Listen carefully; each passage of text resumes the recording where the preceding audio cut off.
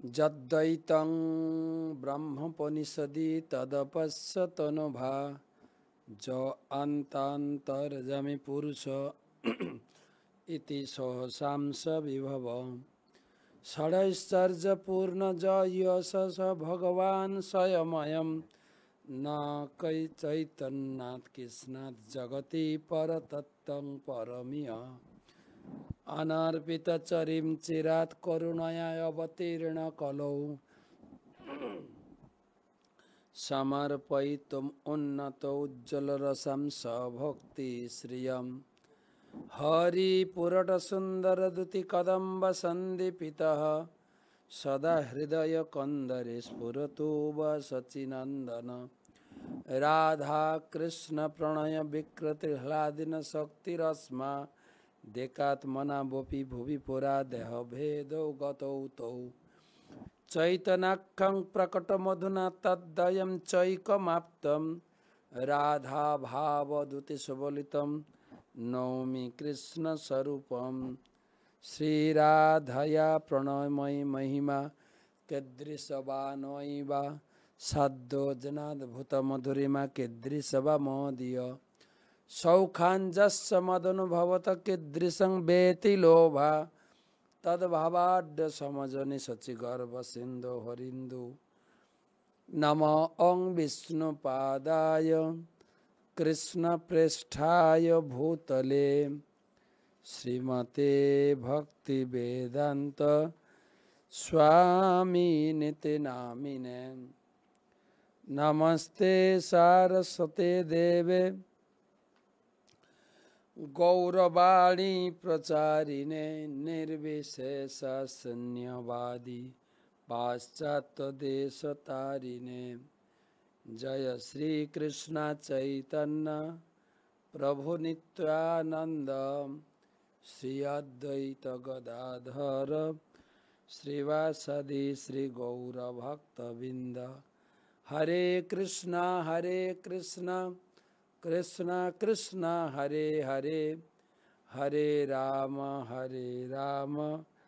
রাম রাম হরে হরে। সুধী সজ্জন মণ্ডলী, মমতাময়ী মাতৃমণ্ডলী, আজকে গুরুবার, সেই সঙ্গে বৃহস্পতিবার, চৈতন্য সুধা মাধুরী 158তম শ্রী শ্রী চৈতন্য চরিতামৃত মহাকাব্য আদিলীলা সপ্তম পরিচ্ছেদের আজকের আলোচনা 31 শ্লোক থেকে। আলোচনা প্রসঙ্গ পঞ্চতত্ত্বের ব্যাখ্যা। পঞ্চতত্ত্বাত্মকম কৃষ্ণ ভক্ত রূপ স্বরূপ ভক্ত অবতারং ভক্ত্যাখ্যং নমামি ভক্ত শক্তিকম। নমঃ বিষ্ণুপাদায় কৃষ্ণপ্রেষ্ঠায় ভূতলে শ্রীমতে জয়পতাকা স্বামিনিতি নামিনে নম আচার্যপাদায় নিতাই কৃপা প্রদায়িনে গৌরকথা ধামদায় নগর গ্রাম তারিণে। আলোচনা পঞ্চতত্ত্বের করুণা প্রকাশ জগতের প্রতি। এর আগে আমরা শুনেছি শ্রী পঞ্চতত্ত্ব এই হরিনাম যেচে যেচে পাঁচে মিলি লুটে প্রেম করে আস্বাদন, যত যত পিয়ে তৃষ্ণা বাড়ে অনুক্ষণ। পঞ্চতত্ত্ব তিনি জগতে হরিনাম প্রেম বিতরণ করছেন। লুটিয়া খাইয়া দিয়া ভাণ্ডার উজাড়ে শেষ। আশ্চর্য ভাণ্ডার প্রেম শতগুণে বাড়ে, শেষ হচ্ছে না, বাড়ছে। কারা কারা প্রেম পেয়েছে? 25 নম্বর শ্লোকে। উছলিল প্রেম বন্যা চৌদিকে বেড়ায়, স্ত্রী বৃদ্ধ বালক যুবা সবারে ডুবায়। সজ্জন দুর্জন পঙ্গু জড় অন্ধগণ প্রেম বন্যায় ডুবাইল জগতের জন। জগৎ ডুবিল জীবের হইল বীজ নাশ, তাহা দেখি পাঁচজনের পরম বীজ নাশ মানে কর্মফলের বীজ, মানে হরিনাম বা হরি প্রেমে মত্ত হয়ে আমাদের সিদ্ধি প্রাপ্ত হয়ে যাচ্ছে। সিদ্ধি মানে সিদ্ধ, বয়েল, যে বীজটা বয়েল হয়ে যায়, সিদ্ধ হয়ে যায়, সে তো আর অঙ্কুরোদ্গম হবে না, গাছ হবে না। তাই জগৎ জীব হরিনাম করতে করতে কর্ম বাসনা, পাপ বাসনার বীজ নষ্ট হয়ে যাচ্ছে, সে শুদ্ধ রূপে ভগবত ধামের দিকে যাত্রা করছে। মায়াবাদী, কর্মনিষ্ঠ, কুতার্কিকগণ, নিন্দক, পাষণ্ডী, যত পড়ুয়া অধম, সেই সব মহাদক্ষ ধাইয়া পলাইল, সেই ব্রহ্মা তা সবারে ছুঁইতে নারিল। মহাপ্রভু পঞ্চত্ব যদিও পাঁচজন মিলে সবার কাছে এই প্রেম বিতরণ করতে চাইছিলেন, কিন্তু এই কয়েকজন লোক তারা মহাপ্রভুর কাছে থেকেও মহাপ্রভুর কৃপা লাভ থেকে বঞ্চিত। কারা কারা? মায়াবাদী, কর্মনিষ্ঠ মানে কর্মকাণ্ডী যারা যুক্ত, কুতার্কিকগণ, নিন্দক, পাষণ্ডী, যত পড়ুয়া অধম, এরা মহাপ্রভুর প্রেম জলাতে ভাসতে পারল না। আমাদের আচার্যগণ গান গেয়েছেন, প্রেমের বন্যা লইয়া নিতাই আইলা গৌড় দেশে।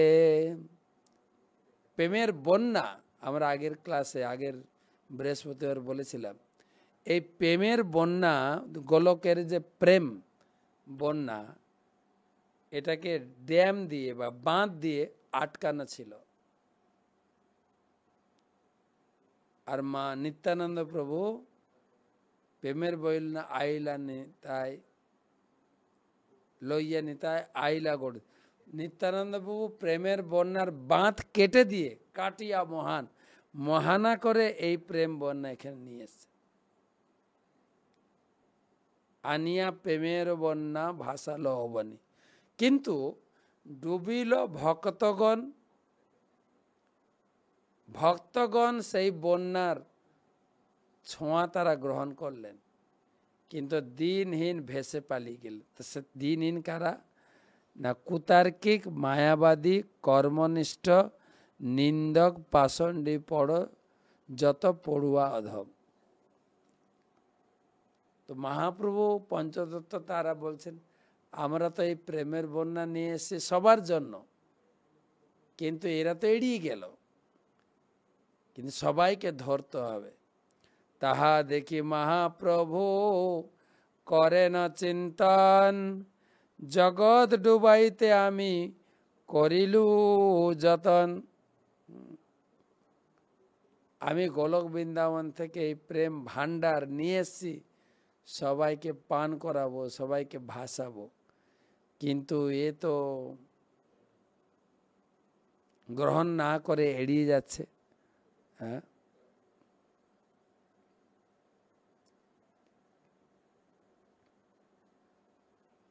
বহুপাদ লিখছেন এটি একটি গুরুত্বপূর্ণ বিষয়, কেননা মায়াবাদী বা অন্য যারা কৃষ্ণ ভাবনামিত গ্রহণ করছে না, তাদেরকে কি পন্থা অবলম্বন করে করিলু যতন, হ্যাঁ, কি পন্থা অবলম্বন করলে এদেরকে ধরা যাবে, তাই বিভিন্ন প্রকার পন্থা উদ্ভাবন করছে। যেরকম প্রভুপাদ যখন প্রথম বিদেশে গেলেন, প্রভুপাদ তাদের দেখে ভগবানের কাছে প্রার্থনা করছেন, আছে যদি কার্য তব এই অনুমানে, নহে কেন আনিবেন এই উগ্রস্থানে। মহাপ্রভু বা কৃষ্ণের কিছু আমাকে দিয়ে কাজ করাবেন, না হলে আমাকে কেন বিদেশে নিয়ে এলেন কৃষ্ণ? নাচাও নাচাও সে মতে, কাষ্টের পুতুলি যেবা নাচাও সেমন। হে কৃষ্ণ, হে গৌরাঙ্গ মহাপ্রভু, আমি কাঠের পুতুলের মতো, আমাকে বিদেশে এনে যে কি করাতে চাইছেন আমি জানি না। ভগবানের কাছে প্রার্থনা, তব কৃপা হলে মোর কথা শুদ্ধ হবে, জগৎ সব বুঝিয়া লইবে। আশীর্বাদ করো। এদের ভাষা আমি বলতে পারি না ঠিক মতো, কিন্তু এদের দেশে এই জিনিসটা অনেক অভাব রয়েছে,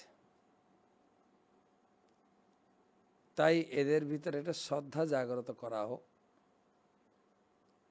তো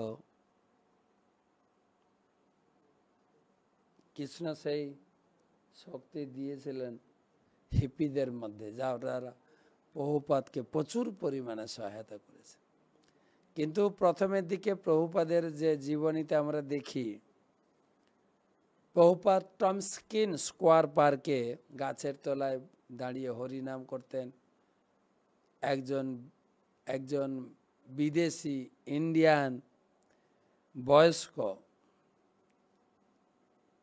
হরিনাম কীর্তন করছেন খোলা আকাশের নিচে গাছের গোড়ায়। তার যে নিজস্ব বাড়ি বা বন্ধু বান্ধব আত্মীয় স্বজন কেউ ছিল না, সম্পূর্ণ ভিন্ন জগৎ এবং নতুন জগৎ, লোকজন, আকাশ বাতাস, জিনিসপত্র সব কিছু নতুন।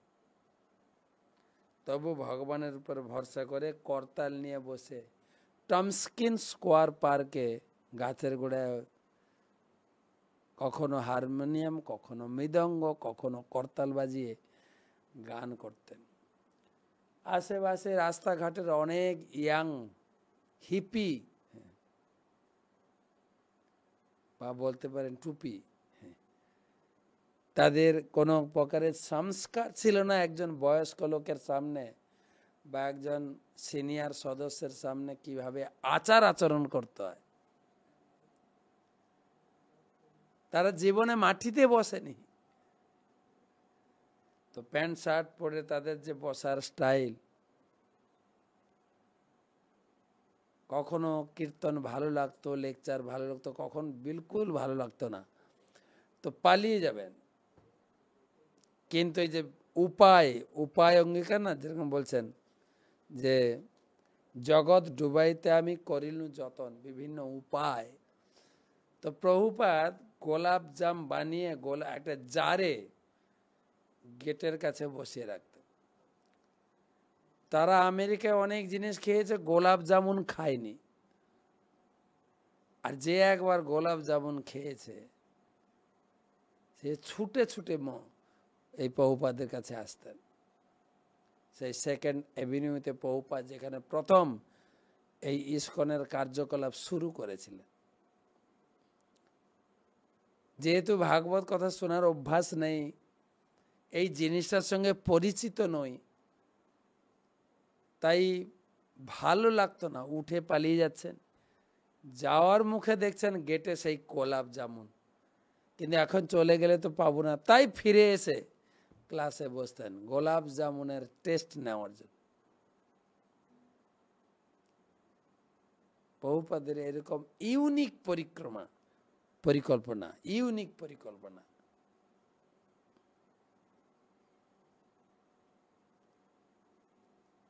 উৎসব অনুষ্ঠান কমপক্ষে প্রসাদের লোভে আসুক। কেউ আমাদের মায়াপুরে তো আসে কেউ হোয়াইট হাতি দেখতে, মানে বিদেশি লোক দেখতে। আর আমাদের কিছু বিদেশি লোক তারা খুব মিশুকে, তারাও তাদের সঙ্গে সেলফি ফটো তোলা সব কিছু করছে। অনুরোধ করছেন যে একটা ছিল প্রভুপাদের বই নিয়ে যান, আপনি বই পড়ুন। তারাই প্রচুর পরিমাণে গ্রন্থ বিতরণ করে। তো যেটা বলছিলাম যে এত বলি মনে কিছু করিয়া বিচার, সন্ন্যাস আশ্রম প্রভু কইলা অঙ্গীকার। মহাপ্রভু দেখছেন আরে নবদ্বীপের লোকেরা আমাকে তো খুব একটা সম্মান করছে না। একদিন তিনি ছাত্রদের পড়াতেন। পড়ানোর সময় বলছেন গোপী গোপী রাধে, গোপী গোপী রাধে। স্টুডেন্টরা এবং অন্যান্য লোকেরা বলছেন, এই কি জপ করছো, কৃষ্ণ কৃষ্ণ জপ করো, রাধে রাধে না। মহাপ্রভু দেখলেন, আরে আমি আসলাম এদেরকে কমপক্ষে, এরা তো আমাকে একটু সম্মান করছে না, তো ওরা আমার থেকে বেশি বুঝে। তাই মহাপ্রভু বলে, না, এদেরকে ছেড়ে আমি সন্ন্যাস গ্রহণ করে বিদেশ যাব। এত বলি মনে কিছু করিয়া বিচার, সন্ন্যাস আশ্রম প্রভু কইলা অঙ্গীকার। 24 বৎসরে ছিলা গৃহস্থ আশ্রমে, 25 বর্ষে কইলা জ্যোতি ধর্মে। 24 বছর নবদ্বীপে ছিলেন গৃহস্থ।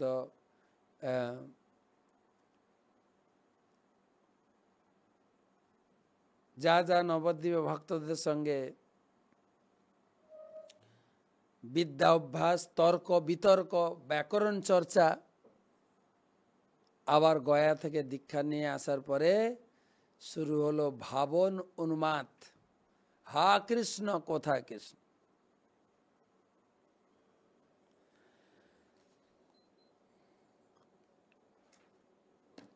তাই মহাপ্রভু সবাইকে এই ভক্তি পথে নিয়ে আসার জন্য তিনি নিজে ত্যাগের আশ্রম গ্রহণ করলেন, জ্যোতি ধর্ম, সন্ন্যাস আশ্রম। তো 24 বছরের পরে যে সে মাঘ পূর্ণিমাতে তিনি সন্ন্যাস গ্রহণ করে পুরী চলে গেলেন। সন্ন্যাস করিয়া প্রভু কইলা আকর্ষণ, যতকে পালাইয়া ছিল তার্কিক গণন। তার্কিক আদিগণ। এবারে সেই নিমাইকে নবদ্বীপে পেয়ে কিছু কিছু আলোচনা বন্ধুত্ব ছিল, কিন্তু বেশিরভাগ তো মহাপ্রভু থেকে এড়িয়ে থাকতেন।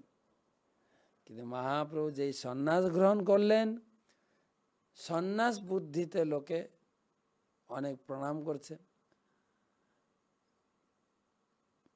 তো যাই হোক, সন্ন্যাস করিয়া প্রভু কইলা আকর্ষণ, যতেক পলায়া ছিল তার্কিক আদিগণ। তার্কিক পড়ুয়া সেই আমাদের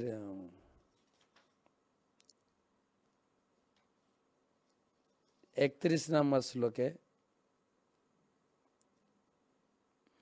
31-32, কেহ কেহ এড়াইল প্রতিজ্ঞা হইল ভঙ্গ, তা সবার ডুবিতে পাতিব কিছু রঙ্গ। তো মহাপ্রভু সন্ন্যাস গ্রহণ করলেন। আর তখন কি হলো? পড়ুয়া পাষণ্ডী কর্মী নিন্দকাদি যত, তারা সব আসি প্রভু পায় হয় অবনত। এই কুতার্কিক পণ্ডিত, মায়াবাদী, নিন্দক, তারা ভগবানকে ত্যাগ করেছিল, কিন্তু মহাপ্রভু যখন সন্ন্যাস গ্রহণ করলেন, তারা আবার মহাপ্রভুকে সম্মান জানাতে শুরু করলেন।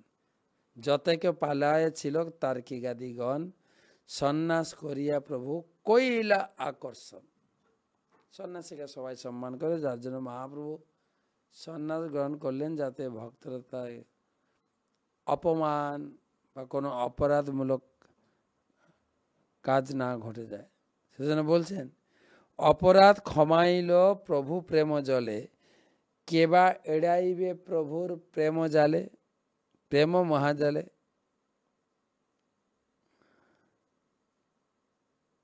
বহুপদ তাৎপর্য লিখছেন, প্রত্যেক আচার্য মানুষকে কৃষ্ণ ভাবে নামিত উদ্বুদ্ধ করার জন্য পারমার্থিক আন্দোলন প্রচার করা বিশেষ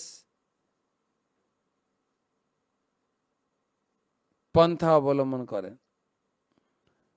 একজন আচার্যের পন্থা অন্য আচার্যের পন্থা থেকে ভিন্ন এইরকম থাকে, কিন্তু যেন তেন প্রকারিণ মনকৃষ্ণ নিবেশয়াত সর্বে বিধি নিষেধ ধাসু এতয় এতয়মেব বিশঙ্কা কিং করা।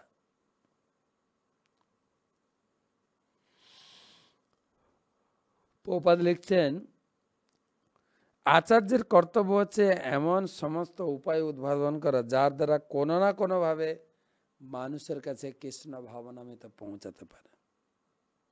আমরা আচার্য বর্গের ক্ষেত্রে দেখি,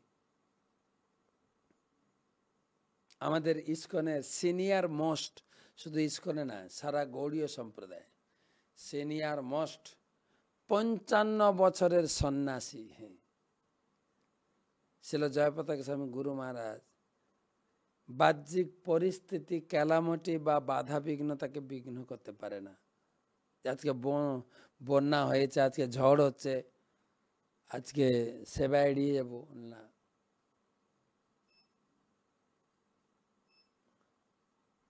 তিনি দেখছেন যে কিভাবে এই জগতে প্রচার হচ্ছে।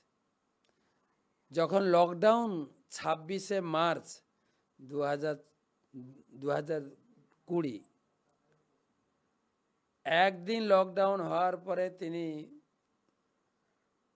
আমাদের কিছু কিছু ভক্তকে ডেকে বললেন, মানুষ এখন মুভ করতে পারবে না, চলাফেরা করতে পারবে না, কেন বড় রেস্ট্রিকশন, করোনা রেস্ট্রিকশন।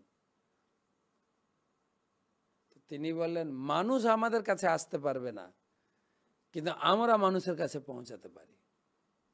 গুরুমাস কিসে বলে, অনলাইন, সব অনলাইন প্রচার শুরু করো। সেই অনলাইন শুরু হয়েছে লকডাউনের দিন থেকে। 20 মার্চ সম্ভবত 19 মার্চ লকডাউন শুরু হয়েছিল আমার যতটুকু মনে পড়ে।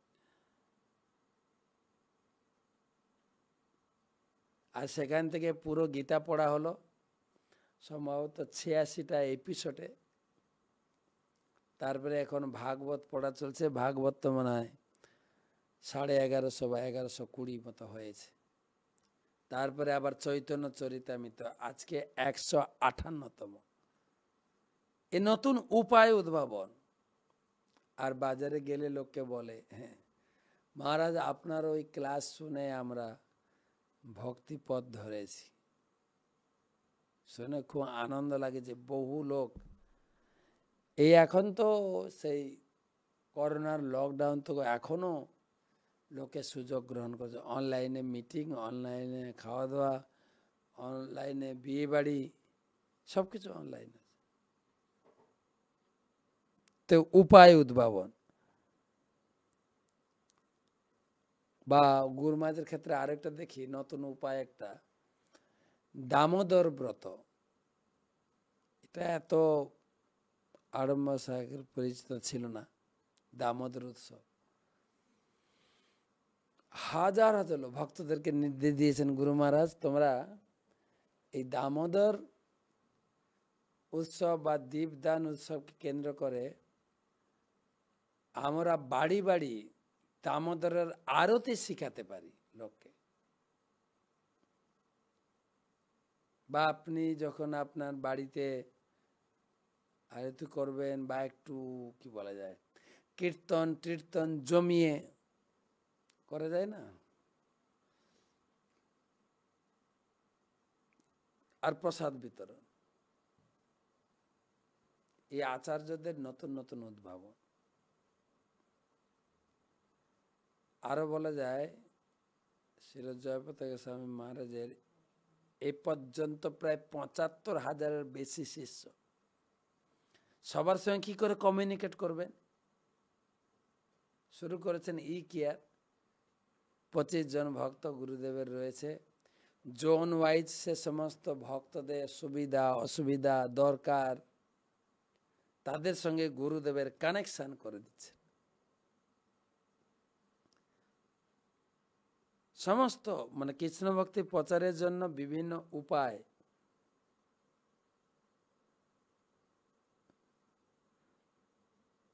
প্রভুপাদ বলছেন, প্রথমে কৃষ্ণ ভাবনায় অনুপ্রাণিত লোককে করতে হবে, তারপরে ধীরে ধীরে আমরা বিধিনিষেধাদি জিনিসগুলো লোককে বলতে পারি। এমনকি প্রভুপাদ বিদেশি ছেলে মেয়েদেরকে একসঙ্গে থাকতে নিতে তোমরা বিয়ে করো, এবং প্রভুপাদ নিজে হাতে অনেক বিয়ে দিয়ে। প্রভুপাদ লিখছেন তাৎপর্যে, যদিও সন্ন্যাসের বিয়ে অনুষ্ঠানে যাওয়া উচিত নয়, বিশেষ কারণে তুমি যেতে পারো। যেন তেন প্রকারেণ মন কৃষ্ণ নেই, যেভাবেই হোক মনের ভিতরে, হৃদয় গুহাতে, মনের মণি কোঠায় সবসময় যেন কৃষ্ণ শব্দ, কৃষ্ণ রূপ, কৃষ্ণ লীলাতে ভরপুর থাকি। সবা নিস্তারিতে প্রভু কৃপা অবতার, সবা নিস্তারিতে করে চাতুরী অপার। কৃষ্ণদাস কবিরাজ গোস্বামী বলছেন যে মহাপ্রভু অবতীর্ণ হয়েছিলেন পতিত জীবদের উদ্ধার করার জন্য। তাই লোকদেরকে উদ্ধার করার জন্য বিশেষ প্রকার চাতুরী। সবা নিস্তারিতে প্রভু কৃপা অবতার, সবা নিস্তারিতে করে চাতুরী অপার। চালাকি করতেন। যেরকম প্রভুপাদের এক বিশেষ শিষ্য ছিলেন হরিকেশ মহারাজ। তিনি ভগবানের কাছে প্রার্থনা পাঠিয়েছেন। তো সেখানে বলা হচ্ছে যে হরিকেশ মহারাজ, আমাদের একটা বই আছে সল্টেড ব্রেড বইটা, বাংলাতে ইংরেজিতে, বাংলাতে মানে নোনতা রুটি নাম দিয়েছেন, নোনতা রুটি। তো দেখবেন প্রভুপাদ যখন প্রথম রাশিয়াতে প্রচারে পাঠালেন, রাশিয়া ছিল কমিউনিস্টে ঘেরা,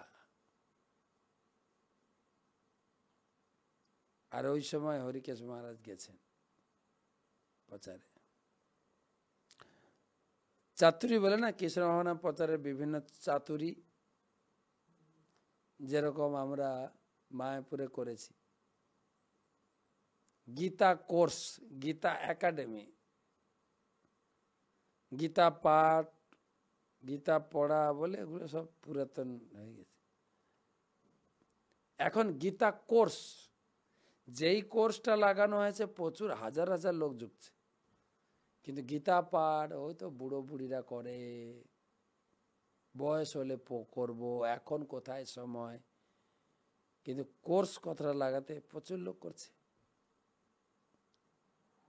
অভিনব উপায় বের করেছেন আমাদের পরম পূজ্য শ্রীমৎ ভক্তি পুরুষোত্তম মহারাজ। আর যেটা হরিকেশ মহারাজের কথাটা বলছিলাম বলে দিই, তারা রাশিয়ায় গেছেন।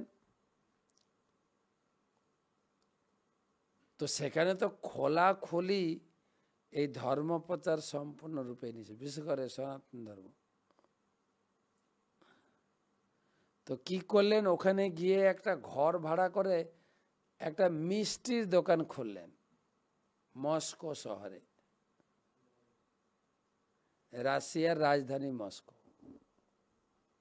আর বিভিন্ন মিষ্টি পদের বিভিন্ন নাম রাখলেন, হরে কৃষ্ণ, হরি বল, রাধা কৃষ্ণ, রাধা গোবিন্দ, গৌর নিতাই, তুলসী, বৃন্দা, গঙ্গা, যমুনা, কালিন্দী, বিভিন্ন নাম। ধীরে ধীরে দোকানটা জনপ্রিয় হয়ে উঠল, লোকের ভিড় বাড়ল। একটা সন্দেশ নিয়ে খাচ্ছেন, হয়তো সন্দেশের নাম হরিবল লেখা আছে, তো হরিবল। তখন বলছেন প্লিজ গিভ মি অ্যানাদার হরিবল, ওয়ান মোর হরিবল। দোকানের জনপ্রিয়তা বাড়তে থাকলো। তখন তারা কি করলো, সেই সুইট তৈরির রেসিপি বুক, গাইড বুক বের করলেন, যে যদি আপনাদের এটা টেস্ট লাগে এই রেসিপি নিয়ে যান, বাড়িতেও আপনি বানিয়ে খেতে পারেন। রেসিপিতে কি লেখা ছিল, কৃষ্ণের প্রণাম মন্ত্র, রাধারানীর প্রণাম মন্ত্র, তারপরে রান্নার জন্য পরিপাটি, তারপরে অন্তরের অন্তঃস্থল থেকে ভাব উগাড় করে ঈশ্বরকে অফারিং, এইসব গীতার কিছু শ্লোক করতে করতে করতে করতে গ্রন্থ বিতরণ, গীতা বিতরণ শুরু হলো, গীতা পড়তে শুরু করলো। বহু লোক কমিউনিস্ট ছেড়ে তারা ধীরে ধীরে হরে কৃষ্ণ পথে যোগদান দিতে শুরু করলো। পরবর্তীকালে প্রকাশিত হয়ে যায় এরা হচ্ছে হরে কৃষ্ণ পিপুল। তাদের জেল, জরিমানা, জেলে অনেকে মারা গেছেন। এখন সেই উপায়ে প্রচার হয়েছিল, এখন ব্যাপক প্রচার, ব্যাপক, রাশিয়া বেশি প্রচার, অনেক মন্দির তৈরি হয়েছে। আমার ভাগ্য হয়েছিল একবার গুরু মহারাজের সঙ্গে রাশিয়া গেছিলাম। গুরু মহারাজ ব্যাখ্যা করছিলেন রাশিয়া কেন নাম জানো? এটা ভীমের রাজ্য ছিল, ঋষিগণের বাস ছিল, সেই জন্য রাশিয়া। আর ঋষিরা তপস্যা করে তারা মোক্ষ প্রাপ্তি হতো, সেই জন্য রাশিয়ার রাজধানী হচ্ছে মস্কো। মস্কো নামের সঙ্গে কিভাবে মিলিয়ে গুরু মহারাজ বলছিলেন, তো জাস্ট মনে পড়লো, সেই জন্য বললাম। সব নিস্তারিতে প্রভু কৃপা অবতার, সবা নিস্তারিত করে চাতুরী অপার। লোকে অতটা গীতা ভাগবতম পড়তে পছন্দ করে না, লোকে এইসব প্রতিদিন একইভাবে ভগবানকে পূজা, সেটাও অতটা তারা গ্রহণযোগ্য করে না। কিন্তু প্রভুপাদ তার প্রত্যেকটি আশ্রমে, প্রত্যেকটি ইস্কন মন্দিরে প্রসাদের, বিশেষ করে হালুয়া, গোলাপ জামুনকে ইস্কনের ভক্তরা বলে ওটা গোলাপ জামুন না, ওটা হচ্ছে ইস্কন বুলেট।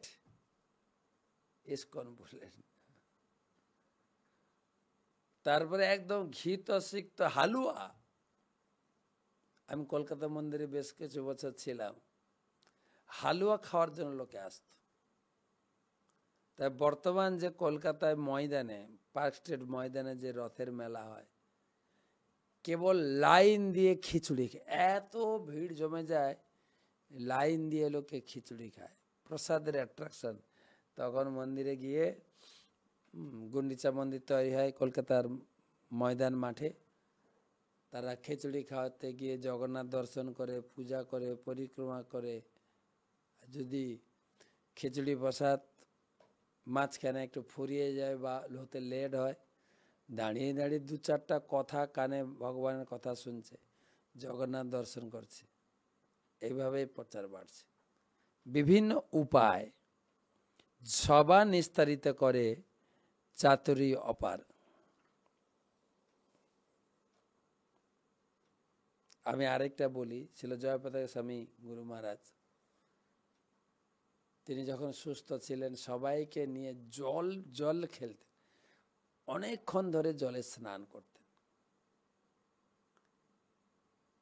কিন্তু জলের ভিতরেও যাতে তারা কৃষ্ণ ভাবনামিত থাকে, সেই জন্য বল নিয়ে যেতেন। 16 জনকে দাঁড় করাতেন, বল ছুঁড়তেন, আমি ছুড়ব, হরে, তোমাকে কৃষ্ণ বলতে হবে। 3য় জন হরে, তারপরে কৃষ্ণ, কৃষ্ণ কৃষ্ণ, হরে হরে, হরে রাম। এটা করতে গিয়ে মিসিং হতো, আর যার মিসিং হতো তাকে মাঝখানে ফেলে সবাই জলের ঝাপটি মারত। আর সবাই বহুত আনন্দে। একবার তিনি বলছেন, আমরা একটু কাবাডি খেলবো, কাবাডি। কিন্তু আমরা তো কাবাডি বলবো না, কৃষ্ণ নাম গাইব। তো কাবাডি দম রাখতে হবে, তো কাবাডি কাবাডি কাবাডি কাবাডি কাবাডি। আপনি আবার কেউ কিছু মনে করেন না, মহারাজ আবার কাবাডি খেলানো শুরু করলেন নাকি? কাবাডি কাবাডি কাবাডি কাবাডি। তো বলে আমরা কাবাডি বলবো না, তাহলে আমরা কি বলবো? কৃষ্ণ কৃষ্ণ কৃষ্ণ। তো গুরু মহারাজ বলছেন কৃষ্ণ বলতে গেলে অনেক শ্বাস চলে যায়, কৃষ্ণ কৃষ্ণ। তাই একটা নতুন উপায় উদ্বোধন করল, গোপতি। গোপতি, গোপতি মানে কৃষ্ণ, যার নাম গোপাল। বলে বলো গোপতি গোপতি গোপতি গোপতি গোপতি গোপতি গোপতি গোপতি। সবাই আনন্দে হাডুডু খেলা শুরু করেছেন, কান্ট্রি ওয়াইজ, একটা ভারত আর একটা বিদেশি। আর গুরু মহারাজ রেফারির মতো মাঝখানে দাঁড়িয়ে সবাইকে কৃষ্ণ ভাবনায় আনন্দে ভাসিয়ে রাখতেন। বিভিন্ন উপায়। তাই মহাপ্রভু জগৎ জীবকে কৃষ্ণ ভক্তিতে বাঁধার জন্য উপায়। আর কটা শ্লোক পড়ে দিই তাড়াতাড়ি। তবে নিজ ভক্ত কইল যত ম্লেচ্ছ আদি, সবে এড়াইল মাত্র কাশীর মায়াবাদী। যদিও এই উপায়ের দ্বারা সন্ন্যাস গ্রহণ করার পরে মোটামুটি সব লোক মহাপ্রভুকে ভালোবাসতে বা শ্রদ্ধা সম্মান করতে শুরু করলো, কিন্তু মহাপ্রভু এই হরি নাম থেকে এড়িয়ে গেলেন কাশীর মায়াবাদী সন্ন্যাসীরা। বৃন্দাবন যাইতে প্রভু রহিলা কাশীতে, মায়াবাদী গণতারে লাগিল নিন্দিতে। মহাপ্রভু যখন বৃন্দাবন যাওয়ার পথে কাশী হয়ে যাচ্ছিলেন, হরিনাম কীর্তন করছেন, নাচছেন, আর সেটা দেখে মায়াবাদী সন্ন্যাসীরা নিন্দা করছেন। সন্ন্যাসী হইয়া করে গায়ন নাচন, না করে বেদান্ত পাঠ, করে সংকীর্তন। আর এ সন্ন্যাসী, আবার আমাদের সম্প্রদায়ের সন্ন্যাসী। সন্ন্যাসী ওই নাচ গান করছেন, ধেই ধেই করে নাচছে। সন্ন্যাসী মানে তো এক জায়গায় বসে বেদ পাঠ করবে। ই আবার কোন ধরনের সন্ন্যাসী? সন্ন্যাসী হইয়া করে নাচন গায়ন, না করে বেদান্ত পাঠ, করে সংকীর্তন। ই আবার কোন সন্ন্যাসী? মূর্খ সন্ন্যাসী নিজ ধর্ম নাহি জানে, ভাবুক হইয়া ফেরে ভাবুকের মনে। মূর্খ সন্ন্যাসী কথা, বেদ পাঠ করে না, ভাবুকের মতো হরি নাম করে। এসব শুনিয়া প্রভু হাসে মনে মনে, উপেক্ষা করিয়া কারো না কইল সম্ভাষণে।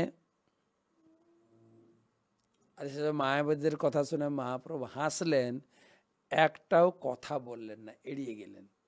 এদেরকে যা বলবো মানবে না, তো সব জায়গায় ট্যাক ট্যাক করে জবাব দিলে চলবে না, কিছু জায়গায় মুখ বন্ধ করে চলে যেতে হবে, নাহলে বেকার সময় নষ্ট হবে। আপনি যদি মনে করেন যত প্রশ্ন করবে আমি জবাব দেবো, ও উত্তর নেবে না, তো জবাব দিয়ে কি লাভ? আপনি উত্তর তৈরি করতে করতে ও আর একটা প্রশ্ন করে বসবে। কতটা জানো দেখি।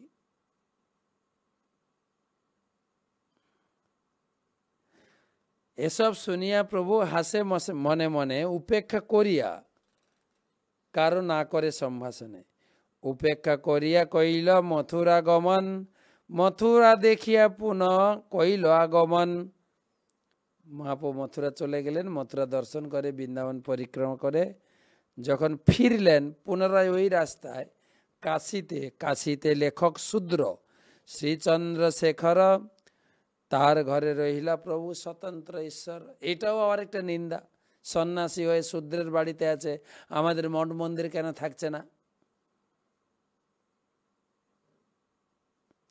তপন মিশ্রের ঘরে ভিক্ষা নির্মাহন, সন্ন্যাসীর সঙ্গে নাহি মানে নিমন্ত্রণ। তিনি তপন মিশ্রের বাড়িতে গিয়ে প্রসাদ ভোজন করেছেন, কিন্তু সন্ন্যাসীরা যারা যারা নিমন্ত্রণ করছেন, নিমন্ত্রণ গ্রহণ করেননি। সনাতন গোসাই আসি তাহাই মিলিলা, তার শিক্ষা লাগি প্রভু 2 মাস রহিলা। সনাতন গোস্বামীকে সে শিক্ষা প্রদান করে, যে শিক্ষা আমরা কুম্ভমেলাতে বসে বসে পড়েছি 1 মাস ধরে, চৈতন্য চরিতামৃত থেকে রূপ শিক্ষা এবং সনাতন শিক্ষা 2 মাস মহাপ্রভু কাশীতে ছিলেন।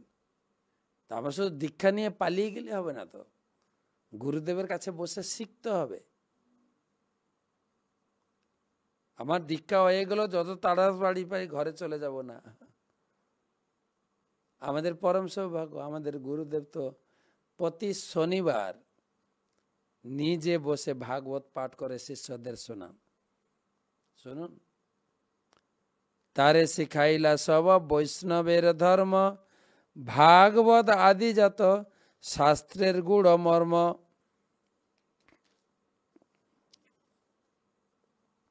সনাতন গোস্বামীকে রূপ গোস্বামী মহাপ্রভু শাস্ত্রের বিভিন্ন গুড় অর্থ ব্যাখ্যা করেছেন, যার ফলে তারা আমাদের শিক্ষার নিমিত্ত বিভিন্ন ধরনের গ্রন্থ দিয়ে গেছেন। রূপ গোস্বামী ভক্তিরসামিতা সিন্ধু, উপদেশামৃত, বিদগ্ধ মাধব, ললিত মাধব, সনাতন গোস্বামীর হরিভক্তি বিলাস, নীতি নিয়মাদি। ইতিমধ্যে চন্দ্রশেখর মিশ্র তপন, দুঃখী হইয়া প্রভু পাই কইল নিবেদন। এতক শুনিব কভু, কতেক শুনিব প্রভু তোমার নিন্দন, না পারি সহিতে এবে ছাড়িব জীবন। সনাতন গোস্বামী তপন মিশ্র এবং চন্দ্রশেখর আচার্য একদিন মহাপ্রভু চরণে এসে নিবেদন করলেন, প্রভু এ মায়াবাদীরা যে এত নিন্দা করে আপনার কত শুনবো, আর ভালো লাগছে না নিন্দা শোনা, মনে হয় আত্মহত্যা করে ফেলি। তো আপনি চলুন এই সমস্ত সমাধান করার জন্য মহাপ্রভুকে নিয়ে যাবেন। সেই কাশীবাসী সন্ন্যাসীদের সঙ্গে তর্ক শুরু হবে। তো সেটা আমরা পরের বৃহস্পতিবার আলোচনা করব। কালকে তো পুনরায় আমাদের ভাগবত রসমাধুরী আমরা আলোচনা করব। তারপরে পরশু, তারপরে সম্ভবত রবিবার রাধাষ্টমীতে আমাদের টক শো হবে না, আমরা পরের দিন টক শো ছাড়ব ভাদ্র পূর্ণিমা উপলক্ষে। দুটো শর্ট প্রশ্ন আছে, করে নি।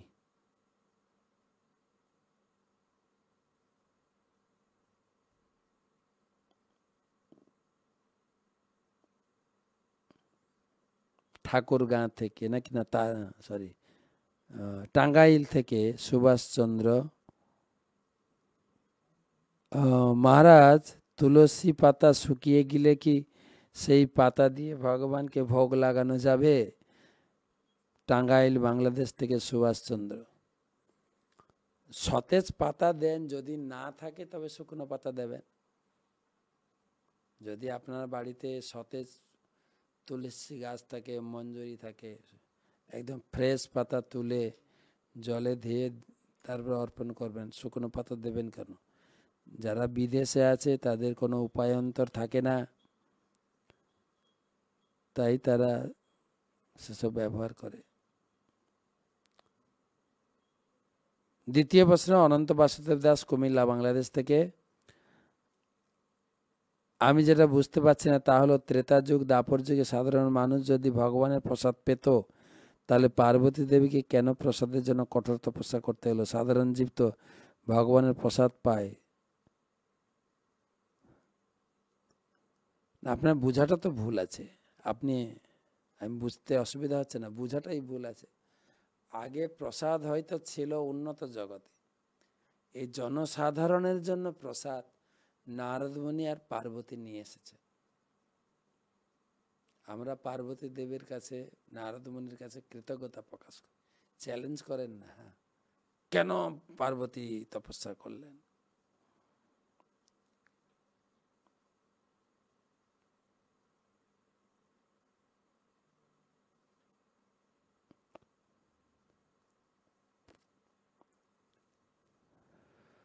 প্রশ্ন করেছেন সুপ্রতিম পুরকাইত, পৃথিবীর মধ্যে শুধুমাত্র ভারতে ভগবানের অবতার লীলা কেন হয়েছিল? ভারত ছাড়া অন্য কোনো দেশে হয়নি অবতার? আপনার এটা অভিযোগ নাকি অভিমান নাকি কি জিনিস? ভারতে এসছেন ভগবান, সেই জন্য তো আপনার গর্ব হওয়া উচিত, ভগবানের প্রতি কৃতজ্ঞতা জানানো উচিত, তর্ক নয় তো। ভারত পবিত্র দেশ, ভগবান অবতীর্ণ হয়ে ভারতকে মহাভারত করেছেন। India is great. প্রভুপাদ বিদেশে গেছিলেন, যখন বিদেশি লোকেরা বলে ভারত হচ্ছে পুয়ার কান্ট্রি, প্রভুপাদ না, প্রভুপাদ বলছেন না, Bharat is the pure country, pure. তো যাই হোক,